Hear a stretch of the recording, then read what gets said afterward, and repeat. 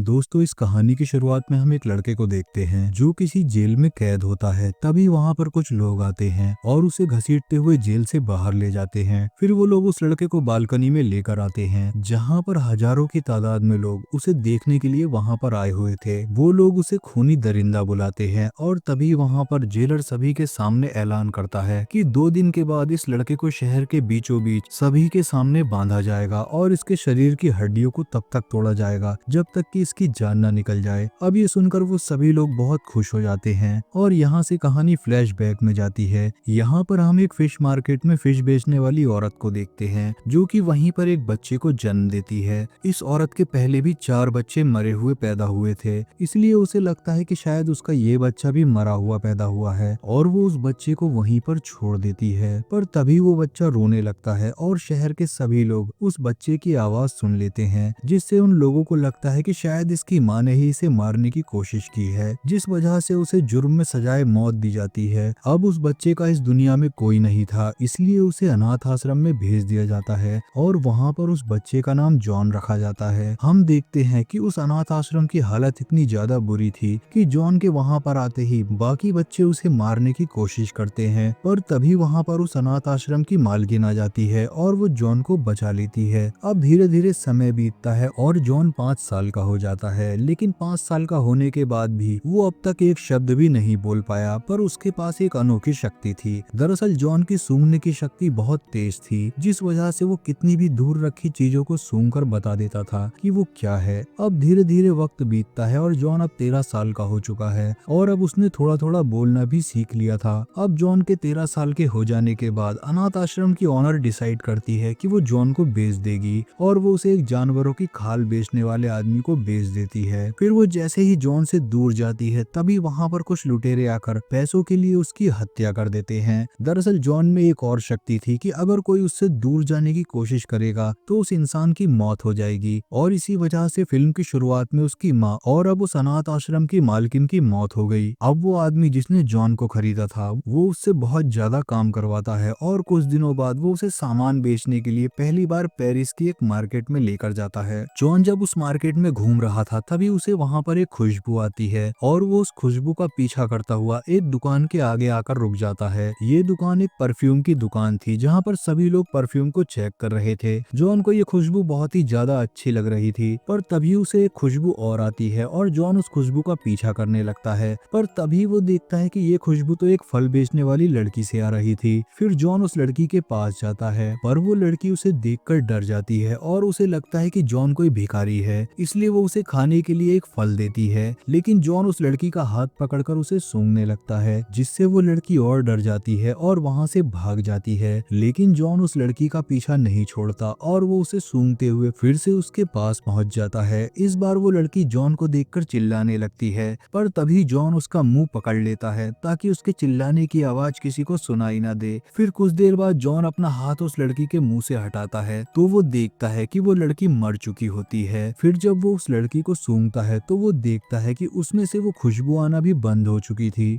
आगे हम देखते हैं कि पेरिस में बहुत से लोग थे जो कि परफ्यूम बनाया करते थे और उनमें से एक था बाल्दीनी, जो पहले तो बहुत अमीर हुआ करता था पर अब उसकी दुकान पर कोई नहीं जाता। इसी दौरान वहाँ पर बाल्दीनी का एक असिस्टेंट परफ्यूम की बोतल लेकर आता है जिसे उसने हाल ही में बनाया था, लेकिन बाल्दीनी उस परफ्यूम को ट्राई करने से मना कर देता है और वो खुद का एक परफ्यूम बनाने की तैयारी करने लगता है। पर बाद में वो उसके असिस्टेंट के परफ्यूम को ट्राई करता है। वो ये पता लगाने की कोशिश करता है कि उसने उस परफ्यूम में क्या क्या डाला है, पर बहुत बार ट्राई करने के बाद भी वो ये पता नहीं लगा पाता कि उस परफ्यूम को बनाने में किन किन चीजों का इस्तेमाल हुआ है। उस रात जॉन उसके घर पर खाल की डिलीवरी देने के लिए जाता है और उसके घर के अंदर आते ही जॉन को वहाँ पर रखी सभी परफ्यूम की सामग्री की खुशबू आने लगती है। जॉन को बाल्दीनी के हाथ से भी परफ्यूम की खुशबू आती है और तभी वो उससे कहता है कि उसने जो परफ्यूम लगाया है वो अच्छा नहीं है क्योंकि उसने उसमें कुछ चीजों को जरूरत से ज्यादा डाला है। अब बाल्दीनी को लगता है कि शायद इस लड़के में कुछ खास बात है, इसलिए वो उसका टेस्ट लेने के लिए जॉन से उस परफ्यूम का फॉर्मूला पूछता है, पर जॉन उसे कोई जवाब नहीं दे पाता क्योंकि वो अनपढ़ था और उसे पता नहीं था कि फॉर्मूला का मतलब क्या होता है। पर वो बाल्दीनी को ये कहता है कि वो सेम परफ्यूम उसके लिए बना सकता है, जिसके बाद वो उसके लिए वैसा ही परफ्यूम बनाकर तैयार कर देता है। फिर जब बाल्दीनी उस परफ्यूम को ट्राई करता है तो उसे यकीन हो जाता है कि इस लड़के में जरूर कोई खास बात है। फिर जॉन उससे कहता है कि मैं इससे भी ज्यादा बढ़िया परफ्यूम बना सकता हूँ। जिसके बाद जॉन उस परफ्यूम को भी बना देता है, लेकिन बाल्दीनी उसे टेस्ट करने से मना कर देता है और जॉन को वहाँ से निकाल देता है। फिर जॉन के जाते ही जब बाल्दीनी उस परफ्यूम को टेस्ट करता है तो उसे सूंघने पर उसे लगता है कि जैसे वो स्वर्ग में आ चुका है। जिसके अगले ही दिन बाल्दीनी जॉन को उस आदमी से खरीद लेता है। इसके बाद जब बाल्दीनी जॉन को वहाँ से ले जा रहा था तभी उसके पुराने मालिक की मौत हो जाती है। फिर बाल्दीनी जॉन को बताता है कि किस तरह से परफ्यूम बनाए जाते हैं और इसके साथ ही वो उसे ये भी बताता है कि इस दुनिया में सिर्फ 12 तरह के परफ्यूम हैं और आज तक कोई भी 13वां परफ्यूम नहीं बना पाया, और अगर कोई उस 13वें परफ्यूम को बना लेता है तो वो उस दुनिया का सबसे बेहतरीन परफ्यूम होगा। अब ये सुनकर जॉन बाल्दीनी से कहता है कि वो 13वां परफ्यूम मैं ही बनाऊंगा। अब जॉन बाल्दीनी के लिए परफ्यूम बनाने का काम शुरू कर देता है, जिससे धीरे धीरे उसकी दुकान पहले की तरह ही शहर में मशहूर होने लगती है और शहर के सभी लोग सिर्फ उसी की दुकान से परफ्यूम खरीदते हैं। हम देखते हैं कि जॉन बाल्दीनी के तरीकों से खुश नहीं था, क्योंकि उसके तरीकों में अभी भी कमी थी, जिस वजह से वो 13वां परफ्यूम नहीं बना पा रहा था। और इस बात से तो वो बहुत ज्यादा उदास हो जाता है और इसी के चलते वो हर वक्त बीमार रहने लगता है। अब जॉन के बीमार होने से बाल्दीनी बहुत ज्यादा परेशान था, क्योंकि अगर जॉन मर जाता तो उसका परफ्यूम का काम वापस से बंद हो जाएगा। फिर एक दिन बाल्दीनी जॉन को बताता है कि अगर उसे 13वें परफ्यूम बनाना है तो उसे ग्रासो जाना होगा, जो कि फ्रांस में है। लेकिन जाने से पहले बाल्दीनी जॉन से परफ्यूम बनाने के 100 फॉर्मूले सीख लेता है और इसके बदले में वो उसे खर्चे के लिए कुछ पैसे दे देता है। अब जॉन 13वां परफ्यूम बनाने के लिए ग्रासो शहर की तरफ निकल जाता है, लेकिन उसके जाते ही बाल्दीनी का घर अचानक से गिर जाता है, जिससे उसकी वहीं पर मौत हो जाती है। अब जॉन ग्रासो पहुंच जाता है और वहां पर वो एक औरत के लिए काम करता है, जहां पर वो जानवरों की चर्बी से खुशबू निकालने के तरीकों को सीखता है। अब जॉन उन तरीकों का इस्तेमाल इंसानों पर भी करना चाहता था और इसके लिए वो एक लड़की को किडनैप करता है और उसके शरीर की खुशबू निकालने की कोशिश करता है, लेकिन इस तरीके में वो बहुत ही बुरी तरह से फेल हो जाता है। इसके बाद जॉन एक वेश्या को बुलाता है और वो उसे भी मारकर दूसरे तरीके का इस्तेमाल करता है, पर इस बार जॉन उसमें से खुशबू निकालने में कामयाब रहता है और अब वो अच्छे से सीख लेता है कि इंसानों में से खुशबू को कैसे निकाला जाता है। जिसके बाद जॉन अलग अलग लड़कियों के शरीर में खुशबू निकालकर उससे एक परफ्यूम बनाने का फैसला करता है और इसके लिए वो एक पार्टी में जाता है और वो वहाँ से 2 जुड़वा बहनों को किडनैप कर लेता है। इसके बाद हम देखते हैं कि जॉन ने अलग अलग 2 खुशबू बनाई थी, जिससे हमें पता चलता है कि जॉन ने उन दोनों बहनों को मार डाला है। इसके बाद जॉन एक एक करके शहर की कई लड़कियों को किडनैप करता है और उन सभी को मारकर 12 तरह के अलग अलग खुशबू वाले परफ्यूम बना लेता है। अब शहर में से सभी लड़कियों के गायब होने पर पूरे शहर में बवाल मच जाता है और शहर के सभी लोग डर के मारे अपने घरों के बाहर ताले लगाना शुरू कर देते हैं। यहाँ तक कि पूरे शहर में कर्फ्यू लगा दिया जाता है और किसी भी लड़की को घर से बाहर निकलने से मना कर दिया जाता है। वहीं पर हम एंटोनी नाम के एक आदमी को देखते हैं, जो कि शहर का बहुत ही जिम्मेदार आदमी था। वो बताता है कि अब तक हमें जितनी भी लड़कियां मरी हुई मिली हैं, उसके शरीर पर किसी भी तरह की कोई जोर जबरदस्ती के निशान नहीं थे। मतलब कि जो भी उन लड़कियों को मार रहा था उसका मकसद कुछ और ही है। अब पूरे शहर में डर का माहौल बन जाता है, इसलिए शहर के सभी लोग चर्च में जाकर फादर से मदद मांगने लगते हैं। इस पर फादर उन्हें बोलते हैं कि वो उनकी मदद जरूर करेंगे, पर तभी वहाँ पर भागते हुए एक आदमी आता है और वो सभी से कहता है कि वो कातिल पकड़ा गया है। लेकिन इस पर एंटोनी को विश्वास नहीं होता है, क्योंकि जिस आदमी ने इतनी लड़कियों को मारा है वो आदमी इतनी आसानी से तो पकड़ा नहीं जा सकता। अब एंटोनी को अपनी बेटी लॉरा की बहुत ज्यादा फिक्र होने लगती है, क्योंकि वो शहर की सबसे ज्यादा सुंदर लड़की थी और शायद अब जॉन का अगला शिकार वही थी। इसलिए एंटोनी ग्रासो को छोड़ने का फैसला करता है और वो लॉरा को लेकर वहाँ से जाने लगता है। पर जब वो वहाँ से जा रहा था तो जॉन को उसकी खुशबू आ जाती है और उसे पता चल जाता है कि लॉरा इस शहर को छोड़कर जा रही है, जिस वजह से वो लॉरा का पीछा करना शुरू कर देता है। दूसरी तरफ हम देखते हैं कि जॉन के पास एक औरत का कुत्ता होता है, जिसे जॉन ने मार डाला था, और वो कुत्ता अपनी मालकिन की खुशबू को सूंघते हुए उसके जमीन में से दबे हुए कपड़ों को बाहर निकाल लेता है और उसे ये करते हुए वहाँ पर एक आदमी भी देख लेता है। तभी वो आदमी वहाँ पर पुलिस को बुला लेता है और छानबीन करने पर उन्हें वहाँ पर सभी लड़कियों के कपड़े और बाल मिलते हैं, जिन्हें जॉन ने मार डाला था। वहीं दूसरी तरफ लॉरा और एंटोनी एक होटल में रुकते हैं। रात को सोते हुए एंटोनी लॉरा के कमरे को लॉक करके उसकी चाबी अपने पास रख लेता है, पर जॉन कैसे भी करके वो चाबी चुरा लेता है और वो लॉरा के कमरे में जाकर उसे भी मार डालता है। अब जॉन के पास एक और परफ्यूम की बोतल बन जाती है और वो उन सभी परफ्यूम को एक बोतल में डालकर उनसे 13वां परफ्यूम बना लेता है पर तभी वहाँ पर सिपाही आ जाते हैं और जॉन को पकड़ लेते हैं और यहीं से ये कहानी वापस प्रेजेंट में आती है।